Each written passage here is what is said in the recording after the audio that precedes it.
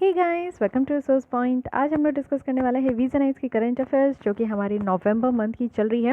तो हम लोग यहाँ पे इकॉनमी की ही लेसन देखने वाले हैं और यहाँ पे हमारी 4 टॉपिक अभी भी बची हुई है। आज हम लोग स्टार्ट करेंगे बहुत ही अच्छी स्कीम के साथ जो कि PLI स्कीम है, प्रोडक्शन लिंक्ड इंसेंटिव्स स्कीम। तो ये है क्या, इसके बारे में डिटेल में देखेंगे। थोड़ी लेंथी स्कीम है लेकिन ये अच्छे से आपको समझना होगा।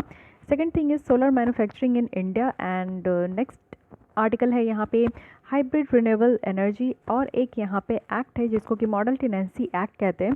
तो इस एक्ट के बारे में हम लोग ऑलरेडी पहले भी डिस्कस किए हैं, बट अभी ये न्यूज़ में क्यों है इससे रिलेटेड आप लोगों को यहाँ पे पता चलेगा। ठीक है, तो चलिए स्टार्ट करते हैं। और जितनी भी लेसन अगर आप लोगों को प्रीवियस देखनी है तो उसके लिए आप लोगों को हमारे चैनल को सब्सक्राइब करना होगा। प्लेलिस्ट में आकर आप लोग स्टार्टिंग में से देख सकते हो।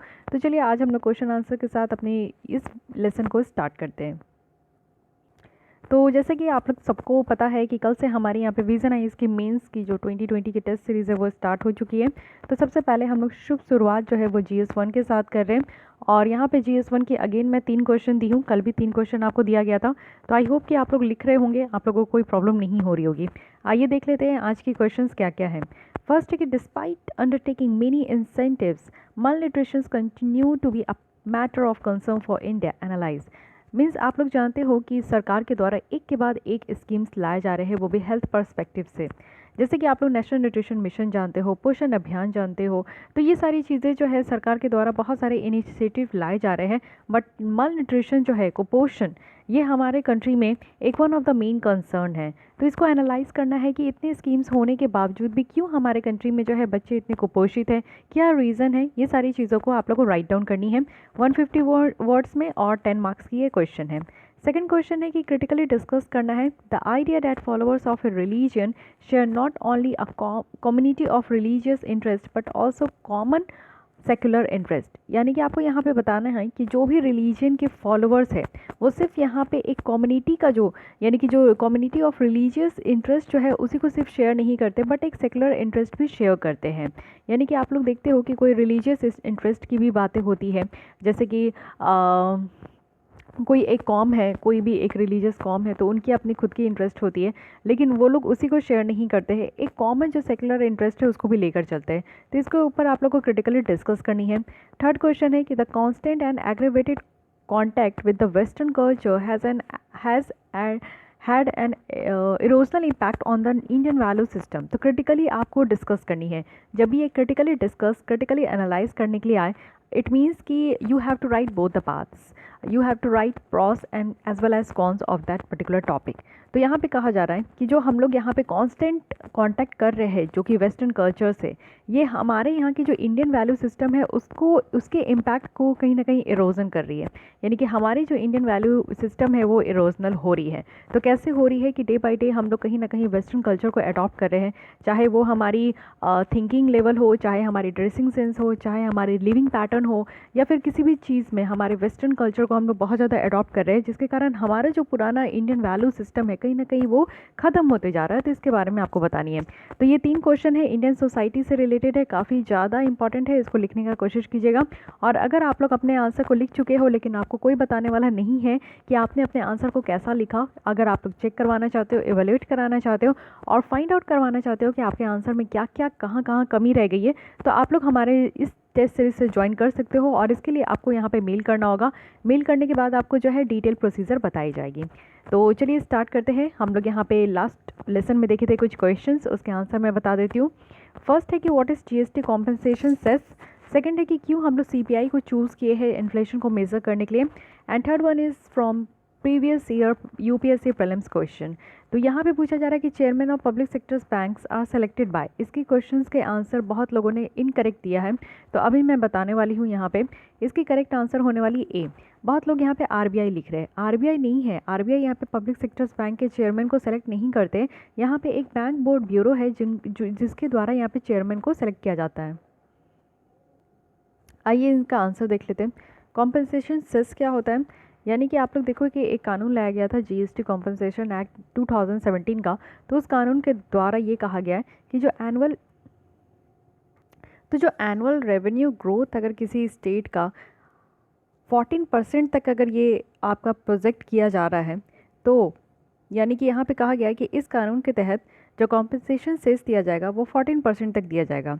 और अगर कोई भी स्टेट का इस 14% तक कम का उनका रेवेन्यू ग्रोथ हो रहा है तो सेंटर के द्वारा उनको उस हिसाब से कॉम्पनसेशन जो सेस है वो दिया जाएगा। ठीक है, कॉम्पनसेशन सेस 14% पर दिया जाएगा। और अगर स्टेट का ग्रोथ 14% नहीं हुआ, मान लीजिए कि पंजाब स्टेट का जो है ग्रोथ यहाँ पे 13% हुआ, तो 1% का कॉम्पनसेशन सेस कौन देगा? तो सेंटर देगा। वैसे ही अगर कर्नाटक की बात करूँ तो मान लीजिए कि यहाँ पे 10% का रेवेन्यू ग्रोथ हुआ लेकिन यहाँ पे कितना देना पड़ेगा सरकार के द्वारा, सेंट्रल गवर्नमेंट के द्वारा? तो 4% का यहाँ पे कॉम्पनसेशन सेस देना पड़ेगा। ठीक है, ये समझ गए आप। अब यहाँ पे CPI WPI दो तरीके की यहाँ पे आपका वे है जिससे कि हम लोग इन्फ्लेशन को मेज़र कर सकते हैं। पहले WPI फॉलो किया जाता था जो यहाँ पे होल सेल प्राइस इंडेक्स है, बट अब यहाँ पे जो है CPI फॉलो किया जाता है। तो ऐसा क्यों है? क्योंकि CPI में आप देखो कि क्या होता है, कंज्यूमर प्राइस इंडेक्स, यानी कि एक कंज्यूमर कितना ज़्यादा एक्सपेंडिचर कर रहे हैं अपने कंजप्शंस के लिए, उसके ऊपर ये बेस्ड होता है। तो यहाँ पे कंज्यूमर बास्केट को रिप्रेजेंट करते हैं, ना कि पूरे होलसेल मार्केट को। सेकंड है कि यहाँ पे CPI में आप देखोगे कि कितना प्राइस मूवमेंट हो रहा है सर्विस सेक्टर में, ये भी यहाँ पे आपका कैलकुलेट होता है। WPI में सर्विस सेक्टर कैलकुलेट नहीं होता है। CPI की बात करूँ तो इसमें फूड इन्फ्लेशन भी देखने को मिलता है, जैसे प्याज के दाम बढ़ रहे घट रहे, तो ये चीज़ें आपको CPI में देखने को मिलेगा लेकिन WPI में नहीं देखने को मिलता है। तो ये तीन यहाँ पे ऐसे फ़ायदे हैं जिसके कारण यहाँ पे सरकार के द्वारा ये डिसाइड किया गया कि CPI को फॉलो किया जाएगा इन्फ्लेशन को मेज़र करने के लिए। अब यहाँ पे बात होता है कि जो चेयरमैन है पब्लिक सेक्टर बैंक के, तो उनको जो यहाँ पे सेलेक्ट किया जाता है वो यहाँ पे बैंक्स बोर्ड ब्यूरो है, उनके द्वारा यहाँ पे जो है चेयरमैन पब्लिक सेक्टर्स बैंक के जो है उनको यहाँ पे आपका अपॉइंट किया जाता है। तो ये चीज़ें आपको ध्यान रखनी है। ठीक है, अब आइए हम लोग अपने आर्टिकल पे चलते हैं। अब आते हैं यहाँ पे देखते हैं प्रोडक्शन लिंक्ड इंसेंटिव्स, यानी कि जितना प्रोडक्शन होगा उसके हिसाब से इंसेंटिव्स दिया जाएगा। अब ये इंसेंटिव्स क्या होता है? जैसे आप लोग प्राइवेट सेक्टर में देखते हो कि अगर आप लोग एक्स्ट्रा काम कर रहे हो और अच्छा काम कर रहे हो तो उसके हिसाब से जो है ना यहाँ पे HR के द्वारा उस प्राइवेट कंपनी के द्वारा जो है एक्स्ट्रा इंसेंटिव्स दिया जाता है। यानी कि आपको मंथली इनकम तो मिलती ही है लेकिन उसके अलावा आपको 6,000 10,000 16,000 इस तरीके से इंसेंटिव्स दिया जाता है, जस्ट आपके वर्क परफॉर्मेंस अगर बेटर हो या फिर आपने कुछ एक्स्ट्रा काम किया है तो वही चीज़ें यहाँ पे भी है कि अगर ज़्यादा से ज़्यादा प्रोडक्शन होगा तो उस हिसाब का इंसेंटिव्स यहाँ पे दिया जाएगा। रिसेंटली गवर्नमेंट के द्वारा ये अनाउंस किया गया कि यहाँ पे एडिशन है 10 सेक्टर्स का, और किसमें? प्रोडक्शन लिंक्ड इंसेंटिव्स स्कीम में। तो सबसे पहले प्रोडक्शन लिंक्ड इंसेंटिव्स स्कीम को देखिए। प्रोडक्शन लिंक्ड इंसेंटिव स्कीम्स का मतलब है कि ये जो आपका इंसेंटिव्स है ये प्रोड्यूसर को दिया जाता है क्योंकि वही यहाँ पे जो है चीज़ों का प्रोडक्शन करते हैं। ये एक तरीके का रिबेट है, यानी कि रिबेट कहने का मतलब है कि एक तरीके का जो आप यहाँ पे इनकम आपको मिल रहा है उसके ऊपर आपको और ज़्यादा एक्स्ट्रा मिलेगा। एक सर्टेन परसेंटेज ऑफ सेल्स अगर प्रोड्यूसर्स का होता है यहाँ पे, जैसे कि आप मानो कि PLI स्कीम्स अगर हम लोग इलेक्ट्रॉनिक सेक्टर्स में देखें तो यहाँ पे रिबेट कितना दिया जाता है? तो 4 to 6% जो है इनका इंक्रीमेंटल सेल्स दिया जाता है। अगर ज़्यादा से ज़्यादा एडिशनल अगर वो यहाँ पे सेल कर रहे हैं इलेक्ट्रॉनिक सेक्टर में तो यहाँ पे 4 से 6% जो है ज़्यादा इनको जो है इनकम दिया जाता है। जितना इनका बेसिक इनकम है, मान लीजिए 30,000 है दिया जा रहा है अगर किसी पर्सन को, तो उसमें 4 to 6% और ऐड करके यहाँ पे उनको जो है इनकम दिया जाएगा। तो अभी क्या हुआ है ना कि 10 सेक्टर्स और यहाँ पे PLI में इंक्लूड हुआ है, जिससे कि ज़्यादा से ज़्यादा यहाँ पे लोगों को यहाँ पे जो भी प्रोड्यूसर्स हैं उनको यहाँ पे ज़्यादा से ज़्यादा इनकम दिया जा सके, पैसे दिया जा सके और उनको इनकरेज किया जाए। ये एक काइंड ऑफ आपका रिवॉर्ड है। जैसे कि आप लोग देखते हो कि कुछ भी काम आप लोग करते हो, जैसे मेहनत कर रहे हो एग्ज़ाम के लिए, तो मेहनत कर रहे हो तो उसके बदले में आपको क्या चाहिए? आपको रिजल्ट चाहिए। ये आपका रिबेट हो गया, आपका रिवॉर्ड हो गया है कि नहीं? तो इसी तरीके से यहाँ पे भी आप समझो। गवर्नमेंट के अनाउंसमेंट देखते हैं और PLI स्कीम्स के बारे में देखते हैं।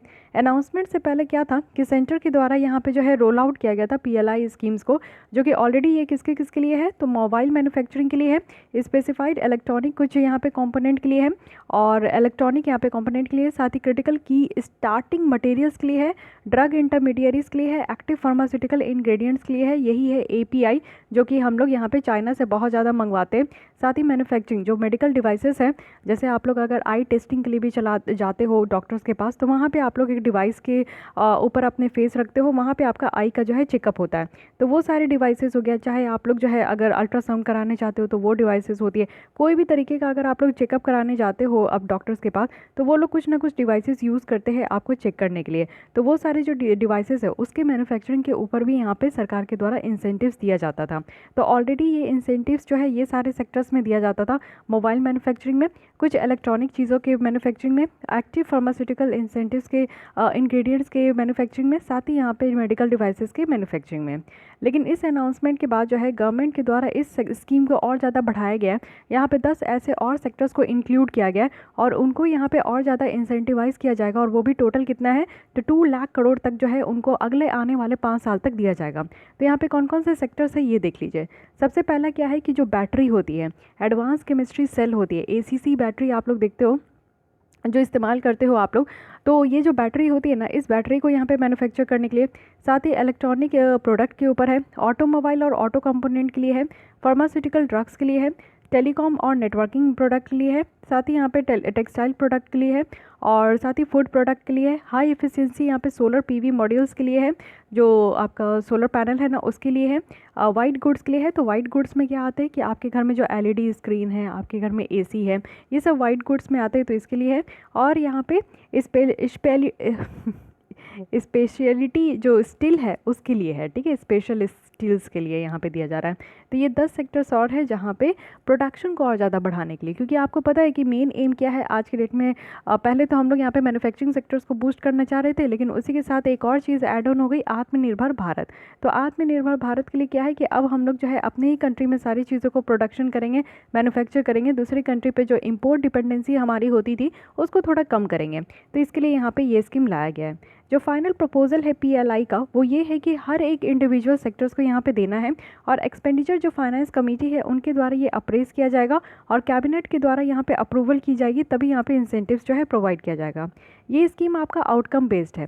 कहने का मतलब है कि इंसेंटिव तभी दिया जाएगा जब यहाँ पे प्रोडक्शन एक्चुअली में एक्स्ट्रा यहाँ पे प्रोड्यूस्ड होगा, ठीक है। तो प्रोडक्शन ज़्यादा होगा तभी यहाँ पे इंसेंटिव दिया जाएगा, दैट्स वाई ये आपका आउटकम बेस्ड है, ठीक है। अब यहाँ पे इंसेंटिव्स का जो कैलकुलेशन होगा वो यहाँ पे इंक्रीमेंटल प्रोडक्शन के ऊपर होगा, और वो भी हाई रेट ऑफ ग्रोथ से। यानी कि अगर यहाँ पे जो प्रोडक्शन हो रहा है, जैसे मान लीजिए कि ऑटोमोबाइल का प्रोडक्शन हो रहा है, हमारे यहाँ गाड़ियाँ ज़्यादा बन रही है, चाहे वो मारुति की हो, चाहे हीरो होंडा का बाइक हो, 2 व्हीलर हो, यहाँ पे ज़्यादा से ज़्यादा हमारे यहाँ प्रोडक्शन हो रहा है। तो हाई रेट ऑफ ग्रोथ के साथ अगर हम लोग देखें यहाँ पे प्रोडक्शन हो रहा है, तो इंक्रीमेंटल प्रोडक्शन भी उसी तरीके से दिया जाएगा। यानी कि जितना ज़्यादा प्रोडक्शन होगा उसी हिसाब से यहाँ पे इंक्रीमेंट भी दिया जाएगा। साथ ही मेनली फोकस किया जाएगा साइज़ और स्केल में, यानी कि यहाँ पे कितना साइज़ है, कितने साइज़ का कितने स्केल में हम लोग इसको डिलीवर कर रहे हैं उसके ऊपर भी देखा जाएगा। साथ ही सेक्टर्स का जो सिलेक्शंस है वो यहाँ पे पूरी तरीके से कवर होगा। यानी कि कुछ सेक्टर्स आप देख रहे हो तो इसको ग्लोबल वैल्यू चेन के साथ भी मिलाया जाएगा। जॉब क्रिएटिंग सेक्टर्स होंगे, यानी कि कुछ सेक्टर्स ऐसे भी है जहाँ पे ज़्यादा लोगों की ज़रूरत होगी, तो यहाँ जॉब भी क्रिएशन होगा।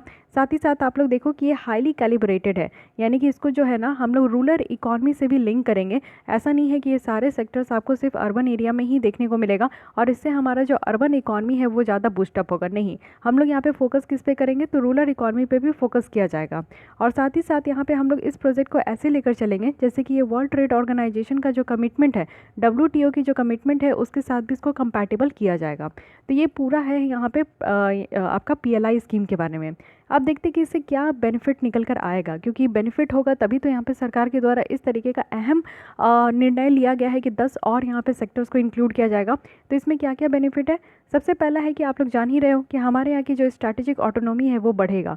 आप लोग देखो कि जो भी कंट्री की मैन्युफैक्चरिंग सेक्टर्स अगर बहुत ही अच्छी है, बूस्टअप है, तो यानी कि उस कंट्री की जो है ना आप लोग देखोगे कि वो ज़्यादा स्वतंत्र है, ज़्यादा आत्मनिर्भर है। तो हमें तो आत्मनिर्भर बनना ही है, तो इसलिए हम लोग को अपने यहाँ की मैन्युफैक्चरिंग सेक्टर्स को बूस्ट करना ही होगा। सेकंड है कि कंपैरेटिवली जो एडवांटेज है उसको हम लोग को यूटिलाइज़ करना है। जैसे आप लोग जानते हो कि जो इंडियन फार्मास्यूटिकल इंडस्ट्री है वो वर्ल्ड में 3rd लार्जेस्ट है, ठीक है, और 14 लार्जेस्ट आपको वैल्यू के हिसाब से देखने को मिलेगा। लेकिन इसमें सबसे बड़ी प्रॉब्लम क्या है कि इसमें जो API की ज़रूरत होती है, कोई भी ड्रग्स को बनाने के लिए जो एक्टिव फार्मास्यूटिकल इंग्रेडिएंट की ज़रूरत होती है ना, वो हम लोग 80% तक चाइना से इम्पोर्ट करते हैं। अब यहाँ पे हम लोग जो चाइना का बोलते हैं कि चाइना के इम्पोर्ट को हम लोग पाबंदी कर दें और चाइना अगर हमें अपना सामान ना एक्सपोर्ट करे तो हमारे यहाँ जो है ना हम जो इतना उछलते हैं कि हम लोग ड्रग्स के लिए, फार्मास्यूटिकल के लिए जो है हम लोग वर्ल्ड में 3rd नंबर पे आते हैं, तो वो बस इसीलिए आते हैं क्योंकि हम लोग को चाइना जो है ना बहुत ही सस्ते दाम पे एपीआई हम लोग को देता है। अगर ये एक्टिव फार्मास्यूटिकल इंग्रेडिएंट्स अगर हम लोग को चाइना देना बंद कर दे तो आज के डेट में हमारी यहाँ पे कोई भी औकात नहीं है कि हम कोई भी तरीके का फार्मास्यूटिकल ड्रग्स बना सकें। लेकिन हाँ, ये चीज़ें नहीं होनी चाहिए, इसीलिए सरकार ऐसा कर रही है कि ऑल्टरनेटिव लेकर चलना है। ऐसा क्यों है कि हम लोग दूसरी कंट्री पे डिपेंडेंट हो। जैसे आप देख रहे हो कि इंडिया चाइना के रिलेशंस में कितना टेंशन आ रहा है, तो क्या पता चाइना का कल का क्या होगा। हम लोग इतना डिजिटल स्ट्राइक करते जा रहे हैं चाइना के साथ, तो मे भी ऐसा भी तो हो सकता है ना कि चाइना चाहेगा कि नहीं अब कोई भी तरीके का व्यापार हमारे बीच ना हो, तो हम लोग क्या करेंगे, हम लोग तो बर्बाद हो जाएंगे। तो बर्बाद से पहले क्या करना है कि हमें थोड़ा सा अपने ऊपर कोशिश करना है, प्रैक्टिस करना है। तो इसलिए सरकार के द्वारा इस तरीके का जो है ना यहाँ पे स्कीम, इस तरीके का काम किया जा रहा है। साथ ही हमारी एबिलिटी भी बढ़ेगी, यानी कि हम लोग क्या होगा ना कि हम लोग यहाँ पे हमारी जो डोमेस्टिक डिमांड है वो हम लोग यहाँ पे बढ़ा पाएंगे, यानी कि हमारे कंट्री के जो लोगों की डिमांड है वो यहाँ पे बढ़ पाएगी। क्योंकि अगर हमारे यहाँ पे वो सारी चीज़ें मैन्युफैक्चर होगी ना तो सस्ती अवेलेबल होगी। क्योंकि आप लोग जानते हो कि जो बाहर से चीज़ें इंपोर्ट होकर आती है उसमें तो 100 तरीके के उसमें टैक्सेस होते हैं, साथ ही साथ आपका ट्रांसपोर्टेशन कॉस्ट लग जाता है, इसीलिए भी कोई भी सामान आप देखोगे तो बहुत ज़्यादा महंगा हो जाता है। लेकिन अगर हमारे यहाँ वो मैन्युफैक्चर होगा तो उसमें इतना टैक्स नहीं लगेगा, जो मिनिमम है वो तो लगेगा ही, लेकिन इससे क्या होगा ना कि सामान सस्ते मिलेंगे, तो हमारी जो डोमेस्टिक डिमांड है ना वो हम लोग फुलफ़िल कर पाएंगे, और साथ ही साथ ग्लोबल डिमांड भी हम लोग फुलफ़िल कर पाएंगे।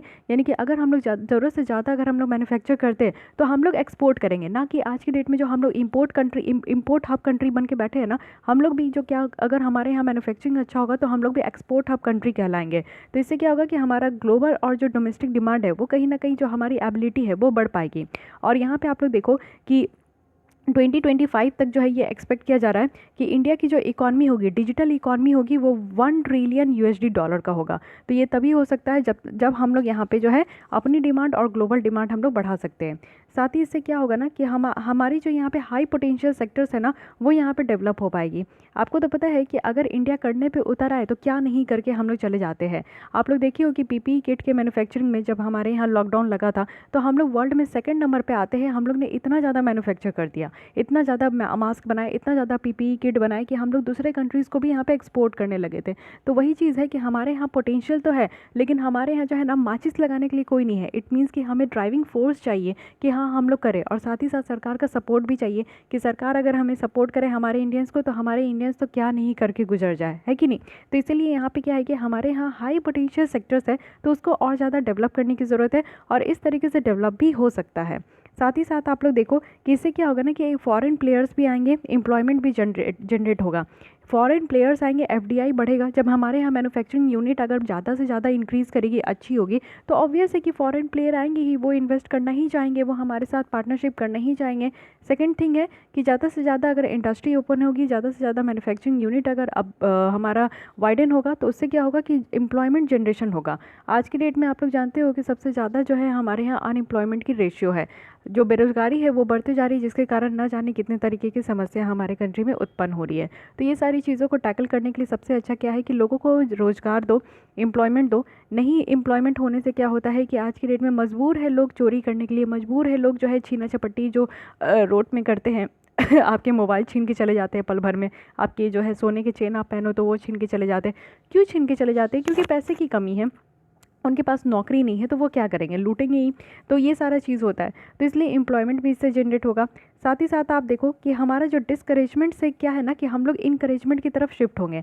यानी कि पैंडमिक के टाइम में आप लोग देख रहे थे कि ये एक ऐसा पैंडमिक है, कोविड-19 के कारण जो है बहुत सारे लोगों की जान गई, नो डाउट, लेकिन उसके अलावा भी आप देख सकते हो कि अगर इसकी पॉजिटिव इम्पैक्ट आप देखोगे तो पॉजिटिव इम्पैक्ट यही है कि हमारी जो एटीट्यूड है ना वो चेंज हो गई है। पहले डिस्करेज किया जाता था, लेकिन अब हम अपने आप को ही इनकरेज कर रहे हैं। अब हमारी इंडिया जो है ना वो यहाँ पे वोकल फॉर लोकल ज़रूर हो रही है, तो इसलिए ये सारी चीज़ें भी हो सकती है। तो ये तो बेनिफिट है, लेकिन ऐसा नहीं है कि हम लोग बेनिफिट पढ़ लिए तो सारी चीज़ें अच्छी ही होगी। इस रास्ते में कहीं ना कहीं अच्छे रास्ते में, अच्छे मंजिल में हमेशा आपको जो है डिफ़िकल्टीज़ का सामना करना ही पड़ेगा। तो अगर यहाँ पे इंडिया इतने अच्छे तरीके से ये सारे स्कीम्स को आगे लेकर चल रही है, तो यहाँ पर आप समझ के चलिए कि बीच में बहुत सारे बाधाएँ आने वाले हैं। और क्या बाधाएँ हैं?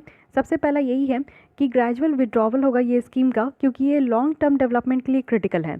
ये जो इंसेंटिव्स है ना, ये वेल क्राफ्टेड होना चाहिए और टेम्प्रेरी होना चाहिए, क्योंकि ये जो इंसेंटिव्स दिया जा रहा है, ऐसा कहा जा रहा है कि यहाँ पे टेम्प्रेरी होना चाहिए। क्योंकि आप समझो कि इंसेंटिव्स अगर हमेशा दिया जाएगा ना, तो सब कोई जो है इंसेंटिव्स के ही पे ही डिपेंड हो जाएंगे। यानी कि एक समय ऐसा आएगा कि लोग जो है ना वो काम ही नहीं करेंगे। उनको लगेगा कि जब तक सरकार के द्वारा अगर यहाँ पे 4% भी अब मुझे एक्स्ट्रा इनकम में ऐड नहीं हुआ ना, तो मैं यहाँ पे काम नहीं करूँगा। तो काम नहीं करेगा, काम नहीं करने की टेंडेंसी जो है ना लोगों पे ज़्यादा बढ़ जाएगी। तो इस तरीके का पैसे का लालच देकर जो है ना आप लोगों से ज़्यादा दिन तक काम नहीं करा सकते। और क्या गारंटी है कि आप यहाँ पे इंसेंटिव्स जो है फॉर लाइफ टाइम के लिए आप दोगे? नहीं दोगे ना। तो इंसेंटिव्स जो है ना वो गियर अप करने के लिए अच्छा है, यानी कि स्टार्टिंग में काम कराने के लिए ये बहुत अच्छा है, लेकिन इसको ज़िंदगी भर साथ रखने के लिए अच्छा नहीं है। तो क्या पता कि यहाँ पे इंसेंटिव्स का लालच देकर ये स्कीम स्टार्ट की है, तो लोगों के दिमाग में तो इंसेंटिव्स ही होगा। तो मे बी यहाँ पे आगे चलकर ऐसा हो सकता है कि लोगों को जब इंसेंटिव्स ना मिले तो वो यहाँ पे काम करने के लिए इंटरेस्टेड ना हो।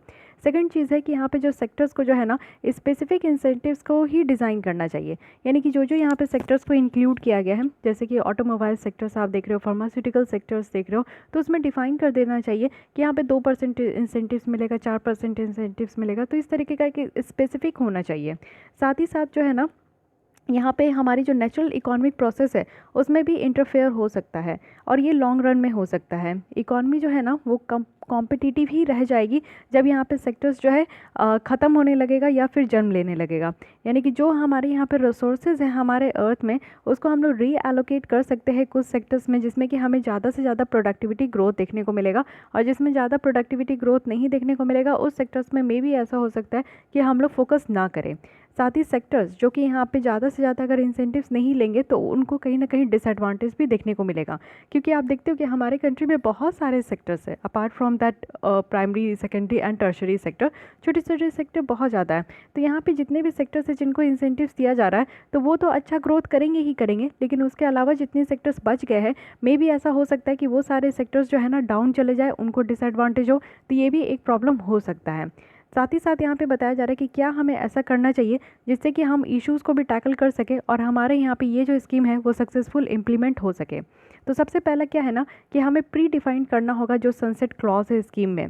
यानी कि सिर्फ यहाँ पे कुछ सेक्टर्स को लॉन्ग रन के लिए ही बेनिफिशियल ना हो, ऐसा नहीं करना है। यहाँ पे हमें इंडिविजुअल प्लेयर को इंकरेज करना है। यानी कि ऐसा नहीं है कि आपको लालच देकर ही काम कराया जाए, आपके अंदर से वो मोटिवेशन होना चाहिए कि हाँ नहीं, आप सिर्फ यहाँ पे जो है ना काम करोगे, आप दिल से काम करोगे, मन से काम करोगे, चाहे आपको इंसेंटिव्स मिले या ना मिले।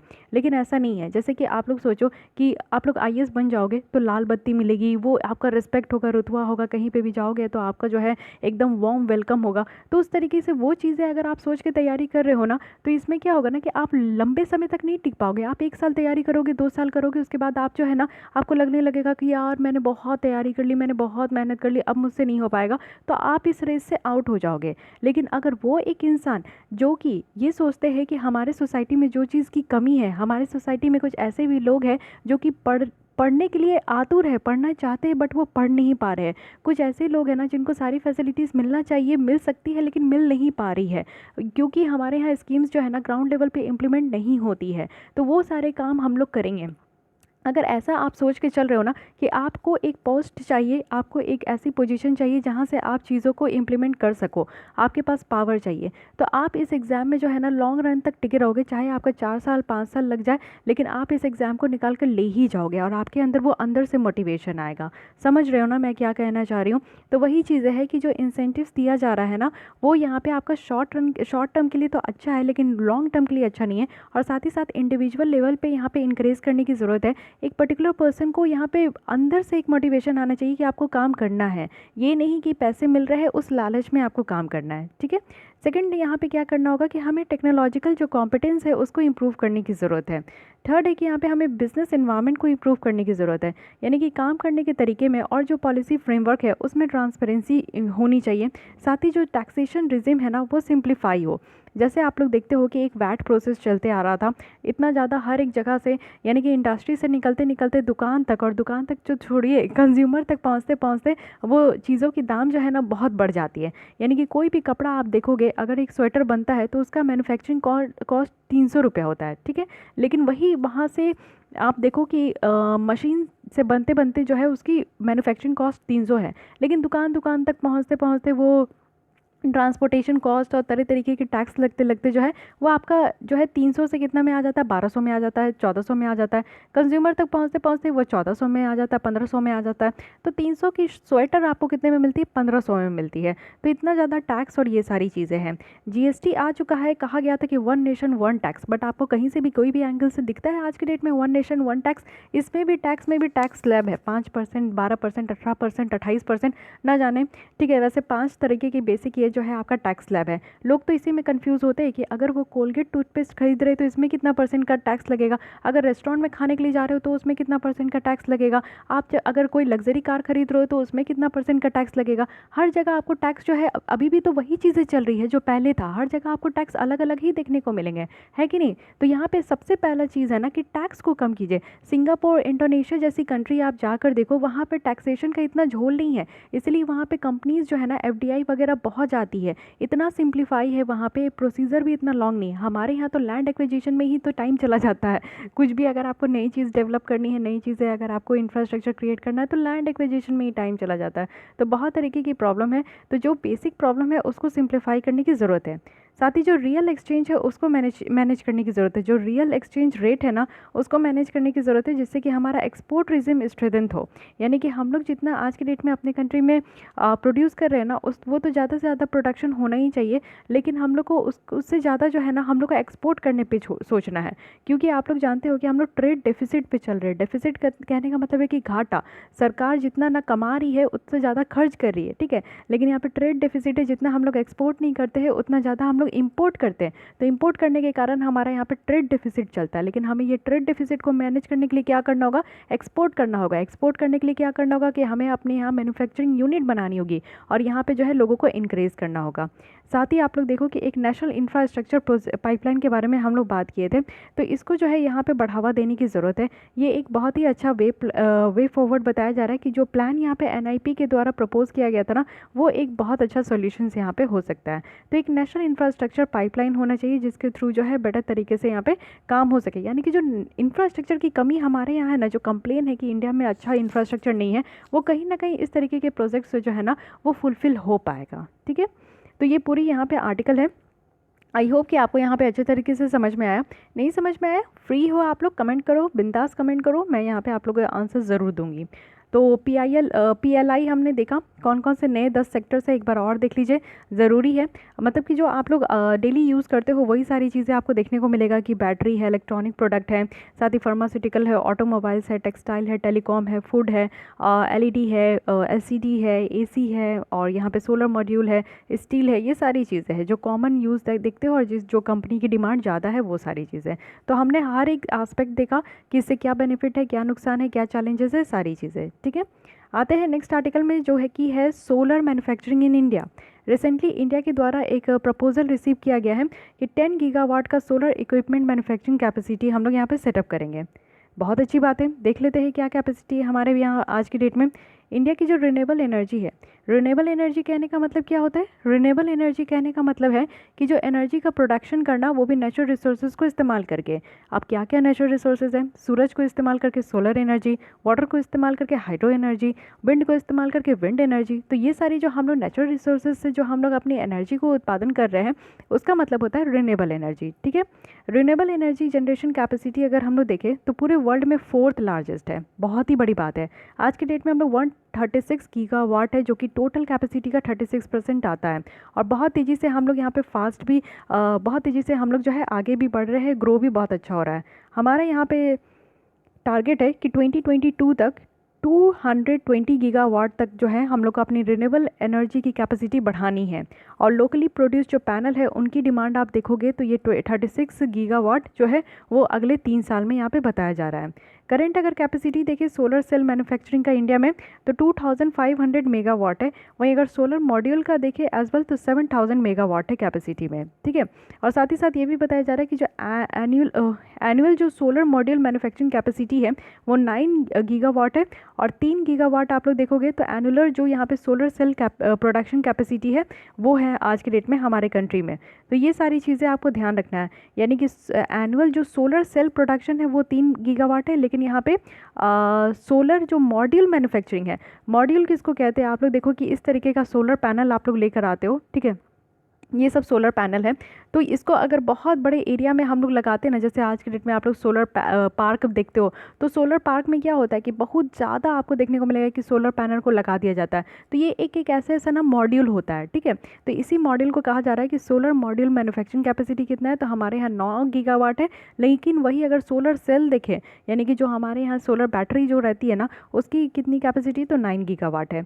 सोलर सेल क्या होता है, एक बेसिक बिल्डिंग ब्लॉक है किसी भी सोलर मॉड्यूल का। तो सोलर सेल छोटा होता है, सोलर मॉड्यूल बड़ा होता है, ठीक है। अब सोलर मैन्युफैक्चरिंग की पोटेंशियल अगर इंडिया में हम लोग देखें तो इससे क्या होगा, सबसे बड़ी चीज़ होगी ना कि आज के डेट में डिमांड बहुत ज़्यादा है। जैसे कि मैं प्रीवियस वीडियो में भी आपको बताई थी कि मैं भी अपने घर पे जो है सोलर पैनल लगवाई हूँ। तो अगर इसकी मैन्युफैक्चरिंग अगर स्टार्ट हो जाए ना, तो इससे क्या होगा कि एम्प्लॉयमेंट जनरेशन होगा। अगेन जो हमारे यहाँ बेरोज़गार लोग हैं उनको रोज़गार मिल जाएगा।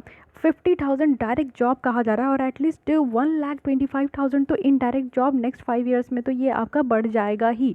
तो बहुत ही अच्छी ये आपकी बात है। सेकंड थिंग है कि ओवरसीज़ मार्केट भी एक्सपेंड हो जाएगी। यानी कि इंडिया में आप देखोगे कि हम लोग जो है इंटरनेशनल सोलर अलायंस जो एक ग्रुप है उसमें तो हम लोग लीड करते ही हैं, जिससे कि हमारा जो सोलर टेक्नोलॉजी है उसमें हमारे जितने भी यहाँ पे मेंबर कंट्री है उनको ट्रांसफ़र करने में ज़्यादा से ज़्यादा हेल्प कर पाएंगे। तो हमारा जो ओवरसीज़ मार्केट है ये सोलर पैनल को लेकर वो बहुत ज़्यादा बढ़ जाएगा, ठीक है। छोटे छोटे जो कंट्रीज़ है, जैसे आप देखते हो कि अफ्रीका, साउथ अमेरिका, इन सब में जो है ना डोमेस्टिक डिमांड के लिए जो है बहुत ज़्यादा यहाँ पे सोलर पैनल की डिमांड बढ़ने वाली है। साथ ही साथ आप देखो कि इंडिया को ज़रूरत है कि हम लोग जो सोलर मैन्युफैक्चरिंग कैपेसिटी है ना वो हम लोग बढ़ाएं, और इसी के रास्ते में जो भी चैलेंजेस आ रहे हैं वो सारी चीज़ें हम लोग टैकल करके चलें। तो क्यों ज़रूरत है कि हम लोग सोलर मैन्युफैक्चरिंग कैपेसिटी को डेवलप करें। अब क्यों, वाई का रीज़न आप समझिए। सबसे पहली बात है कि हमारे यहाँ हार्वेस्ट पोटेंशियल है और सेल्फ रिलायंट है हम लोग। यानी कि आप लोग पूरी अगर ग्लोब देखते हो तो ग्लोब में क्या होता है, ये नॉर्थ पोल है जिसमें कि आपको यहाँ पे देखने को मिलेगा, ये साउथ पोल है और बीचों बीच इक्वेटर जाता है। उसके बाद आपको जो है ऊपर ट्रॉपिक ऑफ कैंसर देखने को मिलेगा, नीचे आपको ट्रॉपिक ऑफ कैप्रिकॉन देखने को मिलेगा। तो जो कंट्री यहाँ पे ट्रॉपिक ऑफ कैंसर से लेकर ट्रॉपिक ऑफ कैप्रिकॉन के बीच में आती है ना, उसमें सोलर एनर्जी की जो क्षमता है वो बहुत ज़्यादा है। यहाँ पे सोलर आप देखते हो सूरज की रोशनी सबसे ज़्यादा यहीं पे पड़ती है, तो इसलिए सोलर एनर्जी की भी क्षमता यहाँ पे सबसे ज़्यादा है। तो अगर हमारे पास ये पोटेंशियल है तो क्यों ना हम लोग यहाँ पे सोलर मैन्युफैक्चरिंग के ऊपर ध्यान दें और सेल्फ रिलायंट भी हो सकते हैं। आत्मनिर्भर भारत का बात यहाँ पे निकल कर आता है, तो सेल्फ रिलायंट होने के लिए जो है हम लोग यहाँ पे इसको बहुत अच्छे तरीके से इस्तेमाल भी कर सकते हैं। साथ ही आपको पता है कि इम्पोर्ट डिपेंडेंसी हमारी बहुत होती है। यानी कि आज की डेट में आप देखो जो सोलर सेल है ना, जो आप लोग देखते हो कि सूरज में रखने से चार्ज हो जाते हैं, बहुत सारे ऐसे कैलकुलेटर भी हैं और लैंप भी होते हैं, लालटेन भी होते हैं, जो कि आप दिन भर जो है सूरज की रोशनी में रख दो वो चार्ज हो जाएंगे। रात में जब आपके यहाँ लाइट नहीं होगा तो फिर उसको आप आराम से यूज़ कर सकते हो। तो ऐसे जो सोलर सेल होते हैं उसका 80% और जो मॉड्यूल है जो इंडिया में यूज होता है ना, वो सब हम लोग चाइना से इम्पोर्ट करते हैं। यानी कि आप लोग समझ सकते हैं कि एक ह्यूज नंबर में 80% यहीं पे नहीं है, 80% आपका बहुत ज़्यादा हो जाता है। तो 80% तक हम लोग जो है इम्पोर्ट करते हैं, और ये हमारा टोटल कितना होता है, तो इम्पोर्ट का आप देख सकते हो $2.16 बिलियन तक का है, और ये 2018-19 का ये बताया जा रहा है। तो हमारा जो domestic solar power manufacturing capacity है इसको ज़रूरत है कि हम लोग और ज़्यादा बढ़ाएं, इम्प्रूव करें, जिससे कि हम लोग जो है ना जो इम्पोर्ट कर रहे हैं वो हमारा ख़त्म होगा, और साथ ही साथ एक समय ऐसा आएगा जब हम लोग खुद इसको एक्सपोर्ट करने लगेंगे, ठीक है। और हमारी जो डोमेस्टिक डिमांड है ना उसको भी फुलफ़िल करना है। अगर हम लोग अपने घर में अभी जो इतना हम लोग चाइना से इंपोर्ट कराते हैं, तो ये सारी चीज़ें आपको देखने को मिलेगा कि पता नहीं क्वालिटी कैसी होती है, बट जो हमारे यहाँ मैन्युफैक्चर होगा उसकी तो क्वालिटी अच्छी होगी। तो इंडिया की जो सोलर मैन्युफैक्चरिंग कैपेसिटी है ना वो आज के डेट में आप देखते हो इनएफिशिएंट है, अंडर यूटिलाइज्ड है, अनवेएबल है। हम लोग उस तरीके से काम ही नहीं कर रहे, तबकि हमारे यहाँ सोलर एनर्जी की पावर बहुत ज़्यादा है। तो इससे क्या होगा कि हमारी डोमेस्टिक डिमांड भी बढ़ेगी अगर हमारे यहाँ इस तरीके का मैन्युफैक्चरिंग यूनिट लग जाएगा तो। और हमारा जो टारगेट है ना वो भी हम पूरा कर पाएंगे। यानी कि पहला टारगेट है कि 2022 तक हमें 175 गीगावाट का रिन्यूएबल एनर्जी को की टारगेट को अचीव करना है, जिसमें कि 100 गीगावाट तो सोलर एनर्जी है, 60 आपको जो है वो हाइड्रो एनर्जी देखने को मिलेगा। तो सोलर एनर्जी का यहाँ पे जो टारगेट है वो 100 गीगावाट है। तो इस टारगेट को भी हम लोग अचीव कर पाएंगे। तो इसलिए क्यों हम लोग इस पर फोकस करें, क्यों हम लोग सोलर मैन्युफैक्चरिंग के बारे में पढ़ रहे हैं, ये आप लोग समझ गए। सेकंड चीज़ है कि अब इतना अच्छा बात तो मैं आपको बता दी, लेकिन वही चीज़ें है कि चैलेंजेस तो हर एक जगह है। तो क्या क्या चैलेंजेस है ये देख लीजिए। सबसे बड़ी बात होती है ना कि इन्वेस्टमेंट क्रंचेस देखने को मिलता है। पहले तो फ़ंड की क्रंचेस है कि हमारे यहाँ तो उतने ज़्यादा फ़ंड ही नहीं होते, और सेकंड चीज़ क्या है कि हमारे यहाँ जो है उतना ज़्यादा इन्वेस्टमेंट नहीं हो पाता है। तो हमारा टारगेट तो है कि 2022 तक हमें जो है 100 गीगावाट टारगेट को जो है हमें अचीव करना है, जिसमें कि इंडिया को ज़रूरत है कि $65 बिलियन तक का जो है अगले 4 साल के लिए वो इन्वेस्ट करे। लेकिन ये इन्वेस्ट कैसे होगा ये भी नहीं पता है, क्योंकि FDI हमारे यहाँ बहुत कम आ रहा है इस सोलर एनर्जी में, सोलर मैन्युफैक्चरिंग में इन्वेस्टमेंट के लिए। तो सबसे पहली प्रॉब्लम यही है। सेकेंड है कि हमारे यहाँ टेक्नोलॉजी की कमी है। अगर हम लोग यहाँ पे चाइना से कंपेयर करें तो हमारे यहाँ रिसर्च एंड डेवलपमेंट भी कम होता है। अनकम्पिटिटिव मार्केट है हमारे यहाँ और कॉस्ट भी बहुत कम हमारे यहाँ अनकम्पिटिटिव है।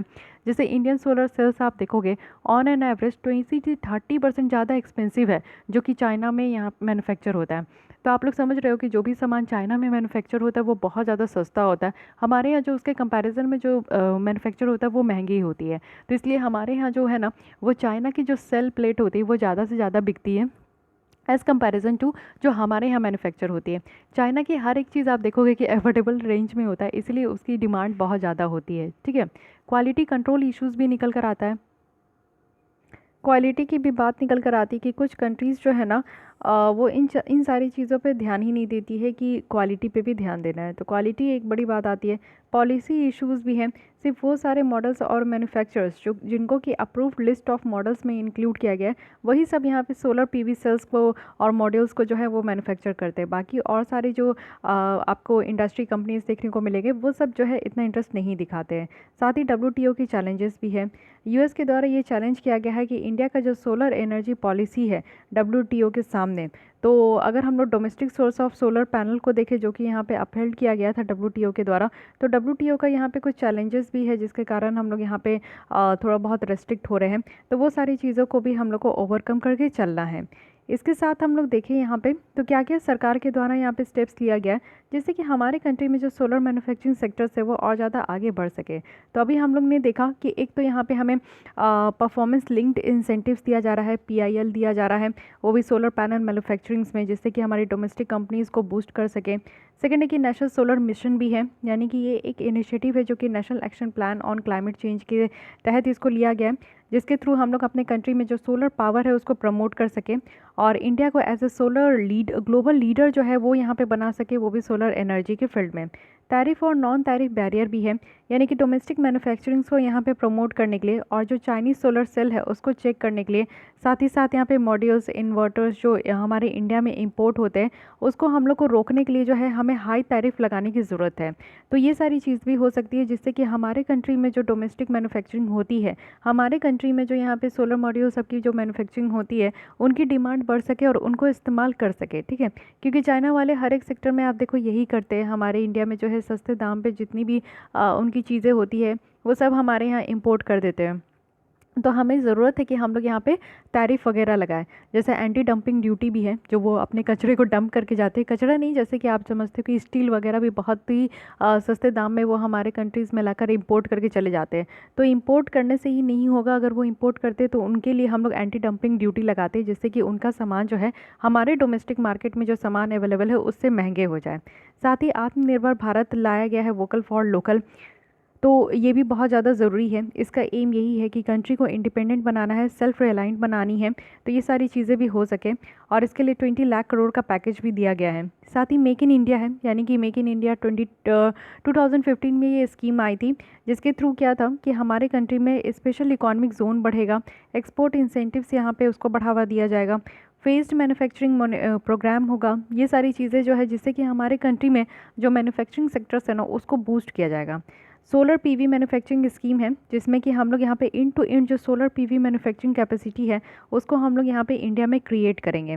साथ ही साथ डोमेस्टिक कंटेंट रिक्वायरमेंट भी है। ये मैंडेट किया गया है कि दोनों चीज़ का इस्तेमाल, यानी कि सोलर फोटोवोल्टाइक कॉल्स और सेल्स है, ये कॉल्स सोलर फोटोवोल्टाइक सेल्स और जो मॉड्यूल्स है उनका मैन्युफैक्चरिंग हम लोग इंडिया में ही करेंगे।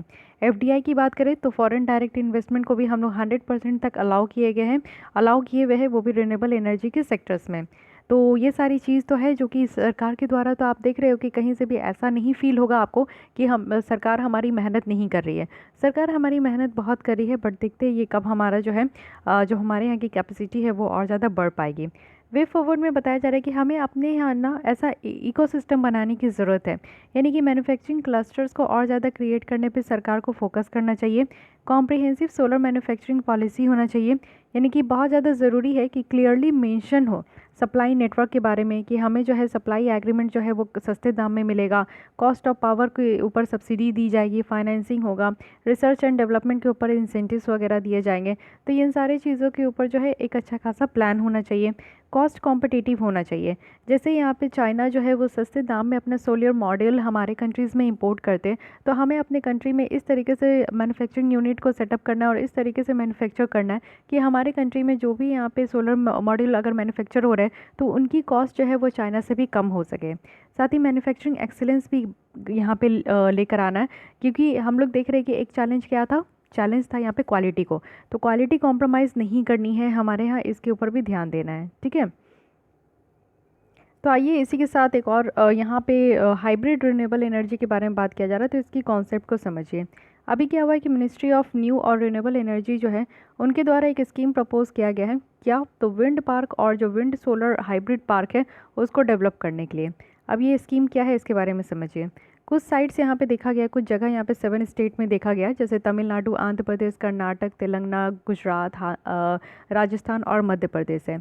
यहाँ पे क्या है ना कि पार्क बनाए जाएंगे, यानी कि आप लोग देख रहे हो कि बहुत बड़ा बड़ा पार्क है, सोलर पार्क बनाया जा रहा है, जहाँ पे आप लोग देखो कि इतने ज़्यादा सोलर मॉड्यूल्स और सोलर पैनल्स को बिछाया जा रहा है ना कि उस डिस्ट्रिक्ट का और उस एरिया का पूरी तरीके से जो है इलेक्ट्रिसिटी जो है फ्री में प्रोवाइड किया जा रहा है। तो ये जो कैपेसिटी है हर एक पार्क का, ये कितना होगा, तो 500 मेगावाट होगा या फिर इससे ज़्यादा भी हो सकता है, लेकिन 50 मेगावाट से कम नहीं होगा। अब सेंटर जो है वो फिनेंशियल असिस्टेंस यहाँ पे देंगे, यानी कि इस तरीके के पार्क को यहाँ पे डेवलप करने के लिए जो पैसे का यहाँ पे मदद है वो सरकार देगी, सेंट्रल गवर्नमेंट देगी। स्टेट गवर्नमेंट जो है वो यहाँ पे पार्क डेवलपर को चूज़ करेंगे कि कौन यहाँ पे पार्क डेवलपर होंगे, और साथ ही साथ जो है ना यहाँ पे जितनी भी साइट्स देखा गया है कि कहाँ कहाँ पे इस तरीके का पार्क बनाना है, बड़े बड़े पार्क बनाना है, तो वो कहाँ बनाया जाएगा और कहाँ पे ज़मीन वगैरह देने का जो यहाँ पे अधिकार है वो स्टेट गवर्नमेंट को है। तो विंड एनर्जी जो यहाँ पे पार्क बनाने की बात की जा रही है, इससे एक सॉल्यूशन होगा। क्या देखने को मिलेगा कि यहाँ पे जो है हम लोग विंड और विंड सोलर पावर प्रोजेक्ट को जो है इंस्टॉल करेंगे। जैसलमेर का जो यहाँ पे आपका विंड पार्क है राजस्थान का, इसमें 1064 मेगावाट तक का यहाँ पे इंस्टॉल किया गया है, जो कि लार्जेस्ट विंड पार्क आप देखोगे ये इंडिया में। विंड सोलर एनर्जी कहने का मतलब है कि जो हवा से यहाँ पे आप देखते हो कि जो हवा से एनर्जी प्रोड्यूस होती है उसको हम लोग विंड सोलर एनर्जी कहते हैं। तो यहाँ पे हमारा क्या टारगेट है कि एक mega renewable energy hybrid park बनाना है, वो भी कच्छ एरिया में, और इसकी कैपेसिटी कितनी है, तो 41,500 मेगावाट तक का है। और ये हाइब्रिड कहने का मतलब है कि यहाँ पे सोलर पैनल भी होंगे और विंड एनर्जी भी, सोलर एनर्जी भी यहाँ पे आपका प्रोड्यूस कराना है, विंड एनर्जी भी प्रोड्यूस करना है। ठीक है, तो इसको कहते हैं हाइब्रिड, जब दो तरीके के रिन्यूएबल एनर्जी को मिक्सअप कर दिया जाए। तो हाइब्रिड रिन्यूएबल एनर्जी क्या होता है ये तो आप समझ गए, जब दो या दो से ज़्यादा तरीके का रिन्यूएबल एनर्जी सोर्सेज को अगर कंबाइन कर दे और उससे एफिशिएंट सिस्टम में इस्तेमाल करें और उससे अच्छा खासा जो है एनर्जी कन्वर्जन टेक्नोलॉजी, अच्छा खासा एनर्जी कन्वर्जन हो, तो उसको हम लोग यहाँ पे हाइब्रिड रिन्यूएबल एनर्जी कहते हैं। ठीक है, ये एक तरीके का सॉल्यूशन है, क्योंकि दो तरीके का अगर हम लोग यहाँ पे सोलर और विंड एनर्जी को मिलाकर चलते हैं तो इससे अफोर्डेबल डिस्पैचेबल जो है हमारा एक रिन्यूएबल एनर्जी जो है वो प्रोड्यूस होगा। और ये काफ़ी different type of hybrid renewable energy system है, जैसे कि बायोमास विंड फ्यूल सेल है, फोटोवोल्टाइक विंड हाइड्रो विंड है, और फोटोवोल्टाइक बायोमास है। तो ये डिफरेंट तरीके का आपको देखने को मिलेगा, इस तरीके का जोड़ जोड़ के भी जो है यहाँ पे आपका एनर्जी का उत्पादन होगा। अब इससे बेनिफिट क्या होगा, बेनिफिट तो आप लोग अभी भी समझ गए होंगे कि इससे ज़्यादा से ज़्यादा पावर आउटपुट देखने को मिलेगा, ज़्यादा से ज़्यादा इलेक्ट्रिसिटी यहाँ पे जनरेट होगा, हमारा जो नेटवर्क है उसका कम से कम इस्तेमाल होगा, और साथ ही साथ पावर सप्लाई कंटिन्यू होगा, क्योंकि ज़्यादा पावर अगर जनरेट होगा तो ज़्यादा भी हम लोग पावर सप्लाई कर पाएंगे। जो आपके यहाँ जो करंट कट जाती है ना, लाइट चले जाती है टाइम पे, तो वो लाइट ज़्यादा नहीं जाएगी। साथ ही एफिशिएंट यूज़ हो पाएगा, जो भी खाली ज़मीन है जिसमें कि सरकार भी कुछ नहीं कर रही है, कोई लोग कुछ नहीं कर रहे, तो उस तरीके की ज़मीन को जो है ना पूरी तरीके से सोलर पैनल से आप बिछा दीजिए। वन टाइम इन्वेस्टमेंट है, करोड़ों का खर्च होता है, लेकिन एक बार आप खर्च कीजिएगा, लेकिन बहुत अच्छे तरीके से आगे आने वाला समय जो है आपका चलेगा। साथ ही कंज्यूमर प्राइस जो है वो भी यहाँ पे कम हो जाएगा, आपको वो सस्ते दाम में इलेक्ट्रिसिटी मिलेगा या फिर आपको फ्री में भी मिल सकता है। लॉसेस जो है वो कम देखने को मिलेगा, यानी कि सबसे बड़ी बात यही है कि एक बार आप सोलर पैनल बिछा लो, उसके बाद आपको उस पर जो है ना ऑन ग्रिड अगर आप लगाते हो तो मेंटेनेंस की ज़रूरत नहीं पड़ेगी, लेकिन ऑफ ग्रिड आप लगाओगे तो मेंटेनेंस बहुत ज़्यादा खोजता है। ठीक है, साथ ही साथ आप देखो कि हाइब्रिड अगर रिन्यूएबल एनर्जी पार्क के साथ देखें तो यहाँ पे कंसर्न क्या है इंस्टॉलेशन कॉस्ट तो बहुत ज़्यादा है, वन टाइम इन्वेस्टमेंट है, जो मैं कह रही हूँ कि करोड़ों का खर्च है, लेकिन एक बार खर्च करो और ज़िंदगी भर आसान से आपकी ज़िंदगी चलेगी। इससे बेटर और क्या हो सकता है। ग्रिड सिक्योरिटी और स्टेबिलिटी की बात है, यानी कि जहाँ पे ये सारे पार्क बनाए जा रहे हैं उसमें प्रॉपर सिक्योरिटी का भी प्रबंध हो। इन्वायरमेंटल इम्पैक्ट भी देखने का पड़ेगा, यानी कि रिन्यूएबल एनर्जी पार्क का जो इम्पैक्ट है वो इकोलॉजी पे और वाइल्ड लाइफ पे कैसे पड़ रहा है वो भी देखना होगा। रिसोर्स एंड लोकेशंस पे भी ध्यान देने की ज़रूरत है। लार्ज एरिया ऑफ स्पेस की ज़रूरत है इस तरीके का हाइब्रिड रिन्यूएबल एनर्जी में, तो वो लार्ज एरिया ऑफ स्पेस कैसे मिलेगा, कहाँ पे जो है लैंड डिले होगा, तो ये सारी चीज़ों को भी देखना है। वेदर कंडीशन कैसा है इसमें भी देखना है, क्योंकि आप लोग पता है कि सोलर जो पैनल है ना, जब आपका अगर सूरज नहीं उगती है तो उस दिन आपका जो है वो काम नहीं करेगा। अगर फॉगी वेदर भी है तो भी काम नहीं करेगा, बारिश ज़्यादा हो रही है तो भी वो काम नहीं करेगा। तो इस तरीके की भी चीज़ है, तो यहाँ पे वेदर कंडीशन पे भी डिपेंड करता है। वे फॉरवर्ड में बताया जा रहा है कि फिनेंशियल सपोर्ट अगर मिल जाए तो बहुत अच्छा है। जैसे आप केरल का कोची एयरपोर्ट आप देख रहे हो, उनका क्या था ना कि एक साल का जो है 15 करोड़ तक का उनका बिजली बिल आता था, ठीक है। तो उन्होंने क्या किया कि उन्होंने 64,000 करोड़ में जो है पूरे कोची एयरपोर्ट में जो है सोलर पैनल ही उन्होंने बिछा दिया। तो ये वन वन टाइम इन्वेस्टमेंट है ना, फिर उसको जो है ना ये आगे चल के जो है बहुत अच्छी तरीके से वो अपना जो है यहाँ पे इस जो उनका एक साल का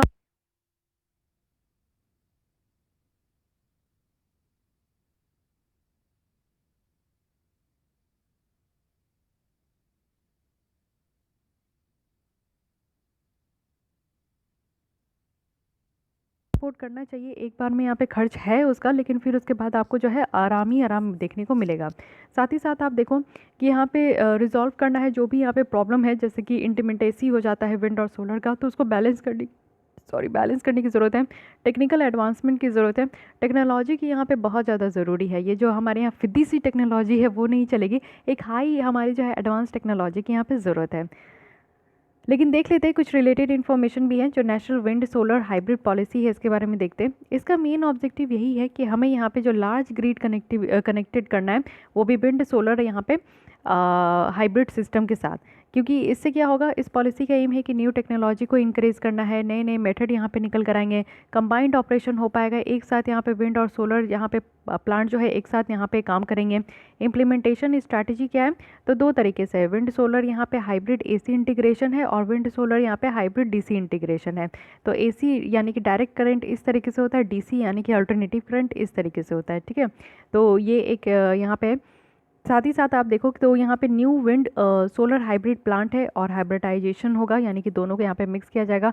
बैटरी स्टोरेज भी है, जैसे कि अगर आप चाहते हो कि चार्ज हो गया सोलर पैनल से आपका जब यहाँ पे सन की रोशनी पड़ती है तो उससे अगर चार्ज हो गया, तो आप कुछ यहाँ पे एनर्जी को स्टोर करना चाहते हो तो बैटरी भी आपको लगाना पड़ता है। साथ ही रेगुलेटरी यहाँ पे रिक्वायरमेंट भी ज़रूरत है, यानी कि टाइम टू टाइम आपको बेटर तरीके से रेगुलेट करना होगा। एक अच्छा खासा स्टैंडर्ड और क्वालिटी की बात की जाती है। सरकार के द्वारा यहाँ पे आपका इंसेंटिव्स भी देना चाहिए इस तरीके से इंकरेजमेंट करने के लिए, और रिसर्च एंड डेवलपमेंट बेटर तरीके से हो, जिससे कि हम लोग आगे आने वाले दिनों में और एफोर्डेबल तरीके से यहाँ पे जो है हम लोग इसको इंस्टॉल कर सकें और लोगों तक यहाँ पे बिजली जो है सस्ते दामों तक पहुँचा सकें, ठीक है। तो अगेन बहुत अच्छी आर्टिकल थी रिन्यूएबल एनर्जी के बारे में। तो हम लोग ने डिटेल में देखा क्या हमारी स्थिति है कंट्री में कि हम लोग सोलर मैन्युफैक्चरिंग कर सकते हैं कि नहीं कर सकते। उसके साथ साथ हम लोग हाइब्रिड रिन्यूएबल एनर्जी की भी बात करें तो उसके बारे में भी आपको पता चल गया। एक ये एक्ट है, इसके बारे में देख लीजिए, ज़्यादा इंपॉर्टेंट तो है नहीं बट एक बार देख लीजिए। ये एक्ट आपका जो रिलीज़ किया जाता है ministry of housing and urban affairs के द्वारा। ज़रूरत क्यों पड़ी ये मॉडल टेनेंसी लॉ का, तो ये ज़रूरत इसलिए है क्योंकि जो रेंटल पॉलिसी है उसको कमी देखने को मिलता है, यानी कि एक्यूट जो यहाँ पे हाउसिंग शॉर्टेज है, उसके अलावा आप देखोगे तो 1.10 करोड़ होम्स जो है ना वो खाली पड़े हुए हैं अर्बन एरिया में, ठीक है। फर्दर आप देखोगे इस नेशनल सेंसस के साथ जो वैकेंट हाउसेज है यहाँ पे 12% जो है वो टोटल शेयर है किसका, अर्बन हाउसिंग स्टॉक का। लैंड एक स्टेट सब्जेक्ट आता है, ठीक है, तीन तरीके के सब्जेक्ट है तो स्टेट सब्जेक्ट में आता है। तो जब लैंड यहाँ पे स्टेट सब्जेक्ट में आता है तो स्टेट का अपना खुद का यहाँ पे कानून है कि वो यहाँ पे लीगल प्रोविजंस लेकर आए, जिससे कि यहाँ पे जो डिस्प्यूट है उसको यहाँ पे सॉल्व कर सके।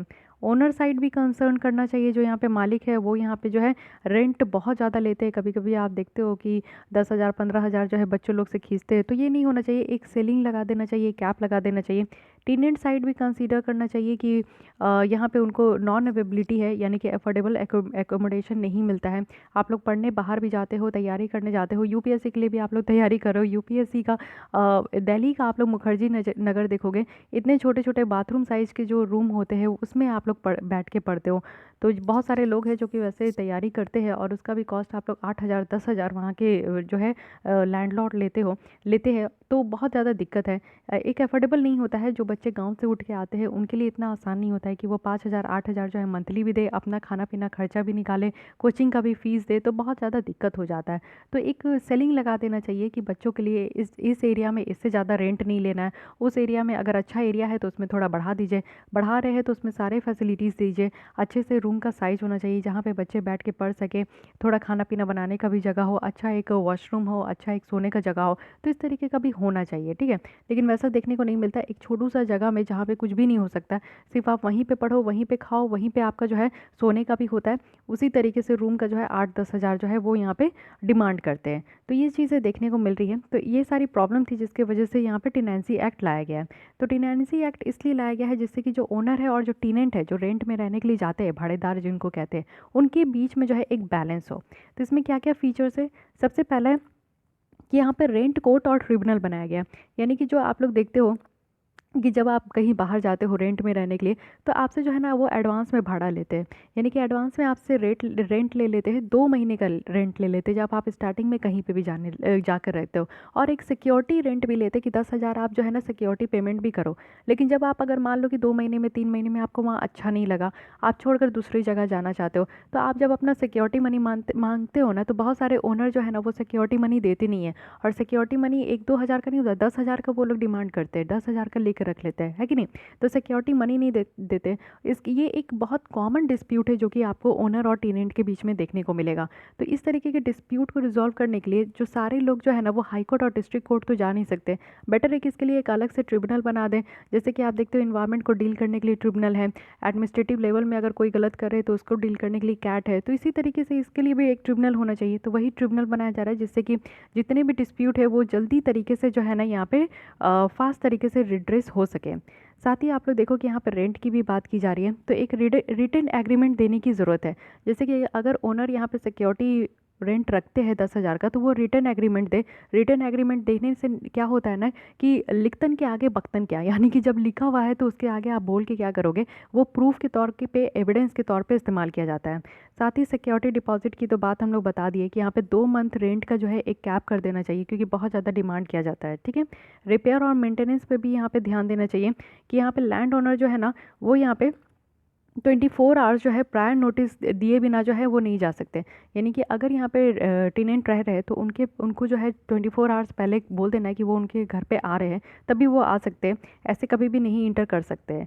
एग्रीमेंट होना चाहिए डिजिटल प्लेटफॉर्म पे, इसको जो है एग्रीमेंट करना चाहिए, और एक वर्नाकुलर लैंग्वेज में। यानी कि आप लोग देखते हो कि हमारे कंट्री में इतने सारे लैंग्वेज है, तो जिस एरिया में आप जा रहे हो उस एरिया में अपने लैंग्वेज में जो है ना उसमें आपका रिटन एक कंसेंट होना चाहिए। डिजिटल प्लेटफॉर्म में भी एक कंसेंट होना चाहिए, एक फॉर्म एप्लीकेशंस आपको भरना ज़रूरी है। अब ये कैसे जो है ये बेनिफिशियल होगा ये कानून, तो इससे आप देखोगे कि प्राइवेट पार्टिसिपेशन बहुत ज़्यादा इंक्रेज होंगे कि वो यहाँ पे हाउसिंग को रेंटल कर सके। और साथ ही साथ इससे क्या होगा कि रिलीफ मिलेगा, टेनेंट को भी मिलेगा, लैंडलॉर्ड को भी मिलेगा, बेबुनियाद का जो बकझक होता है वो अब नहीं हो पाएगा। साथ ही यहाँ पे एडिक्वेट जो रेंटल हाउसिंग स्टॉक है वो यहाँ पे हो पाएगा। इससे क्या है कि क्वालिटी रेंटेड एकोमोडेशंस मिलेगा। यानी कि यहाँ पे इतने कानून, अब तक कानून नहीं था इसलिए इतना दिक्कत होता था, अब कानून है, अब मुखर्जी नगर में जो है इस तरीके से छोटे रूम में किसी भी यूपीएससी एस्पिरेंट को परेशान नहीं किया जाएगा। अब जितना छोटा रूम है, जितना साइज है, जितना सरकार के द्वारा इस कानून के तहत उसमें आपको रेंट लेना है उतना ही रेंट लिया जाएगा। अगर आपको लगता है कि आपसे ज़्यादा रेंट लिया जा रहा है, अब ये कानून आ गया है, कानून के हिसाब से जो है आप लोग उनके ऊपर एफआईआर लॉन्च करा सकते हो। साथ ही सारी कॉम्प्लीमेंट की जाएगी गवर्नमेंट के विजन जो कि हाउसिंग फॉर ऑल 2020 का है, और इसमें सारी सिस्टम्स जो है वो ट्रांसपेरेंट और अकाउंटेबल होगा, ठीक है। इसमें कंक्लूजन यही दिया जा रहा है कि एस्टिमेट लगाया जा रहा है कि जो 50% इंडियन पॉपुलेशन है वो अर्बन एरिया में रहने वाले हैं 2050 तक। तो इससे जो है ना इस तरीके के कानून जो है वो बहुत ही ज़्यादा हेल्पफुल होंगे, जिससे कि लोग अपने अफोर्डेबल हाउस में रह सकेंगे, उनको किसी भी तरीके का और भी ज़्यादा प्रॉब्लम नहीं झेलना पड़ेगा। लेकिन हाँ, क्या क्या इशू यहाँ पे निकल कर आ सकता है। तो इस कानून से क्या होगा ना कि यहाँ पे आप लोग देखो कि रेंट बढ़ा सकते हैं।